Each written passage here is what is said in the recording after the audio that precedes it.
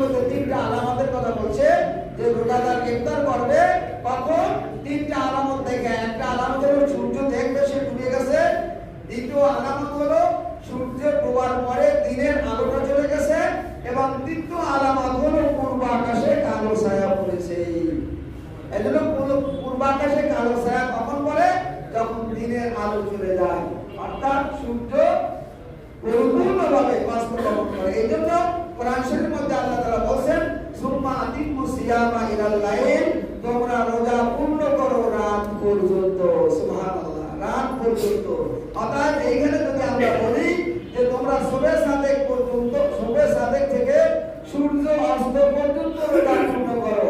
আল্লাহ পাক এখানে সূর্য অস্তের কথা বলে নাই, আল্লাহ পাক কোরআনে পাকের মধ্যে বলেছেন সুম্মা আতিমু সিয়ামা ইলাল লাইল। লাইল শব্দের অর্থ রাত।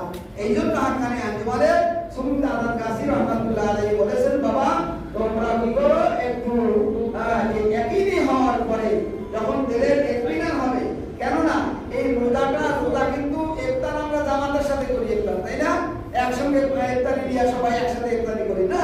ইফতার হলো যেহেতু রোজাটা হলো ইনফিরাদি আমল, ব্যক্তিগত আমল। নামাজ জামাতের সাথে পড়া যায়, ইমামের পিছনে ইক্তেদা করলে জামাতের সাথে নামাজ পড়া যায়, কিন্তু রোজা কোনো ইমাম নাই, রোজা কিন্তু জামাতের সাথে পড়া যায় না। কেন? যে রোজা হলো ইনফিরাদি আমল। যেহেতু আল্লাহ তাআলা বলেন লাআল্লাকুম তাত্তাকুন, রোজা তোমাদের জন্য এইজন্য ফরজ করা হয়েছে যে তোমরা মুত্তাকি হবে। অর্থাৎ মুত্তাকি সবাই কিন্তু এক রকমের না, সবাই মুত্তাকি সবার দরজা এক রকমের না। সেজন্য এটা হলো ইনফিরাদি আমল। যার যার দিলের মধ্যে যখন ইতমিনান হবে তখন সে ইফতার করবে। সেই জন্য হাক্কানি আঞ্জুমানে সুমিত আদান কাসির রাহমাতুল্লাহ দরবারে দিলের ইতমিনানের সঙ্গে অর্থাৎ পরিপূর্ণ রাত আসার পরে সে ইফতার করা হয়। এই জন্য আর অনেকে বলে যে তাড়াতাড়ি ইফতার করতে হবে, তাড়াতাড়ি হাদিসের মধ্যে আসছে তাড়াতাড়ি ইফতার করতে হবে, ঠিক, কিন্তু কখন? সময় হয়ে যাওয়ার পরে, সময় সম্পর্কে ইয়াকিন হওয়ার পরে তাড়াতাড়ি ইফতার করবে।